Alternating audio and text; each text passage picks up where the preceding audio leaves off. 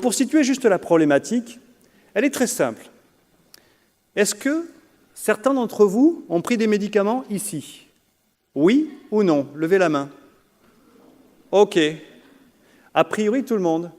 A priori, tout le monde a un jour, peut-être, ouvert la boîte et pris le document, qui s'appelle une notice, et sur lequel, sur la notice, vous avez regardé pourquoi, selon quelle méthode, quelle posologie, vous savez à peu près quels effets indésirables, quelles conséquences ou quels effets secondaires potentiellement, et vous savez comment l'utiliser et comment le ranger. Tout est carré, tout est étudié, tout est bien préparé.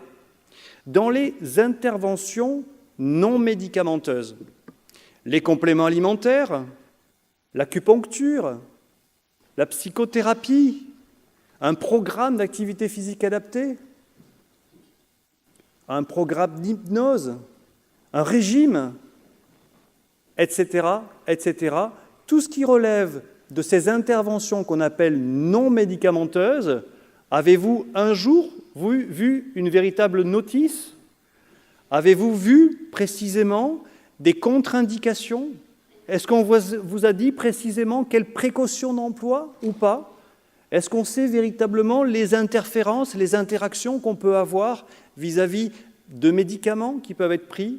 Et enfin, est-ce qu'on connaît précisément la dose? Vous devez faire de l'activité physique. Oui, d'accord, mais comment? À quelle fréquence? À quelle dose? Donc, pendant toute cette heure et demie qu'on va passer ensemble, la problématique aujourd'hui, c'est que les autorités de santé, qui ont un rôle essentiel, sont en train de dire « on ne sait pas ».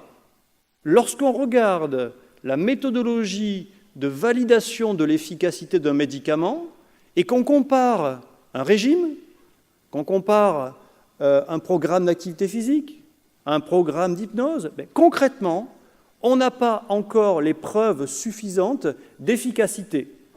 Donc, pas d'efficacité égale évidemment, notamment, pas de remboursement. Peut-être que vous allez en parler.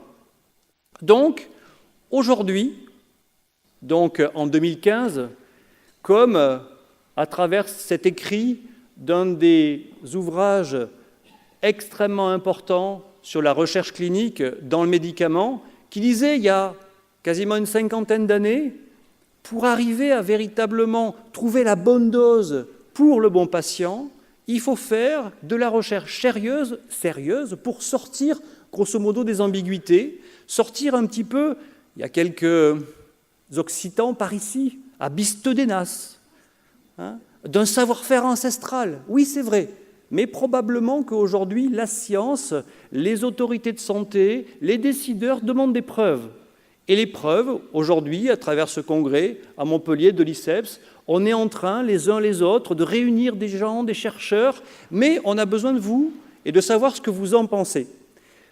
Et ce que vous en pensez pour que demain, il y ait probablement des notices qui soient mieux appropriées. Donc, place désormais à M. Plavis pour vous expliquer la problématique, vue notamment des usagers.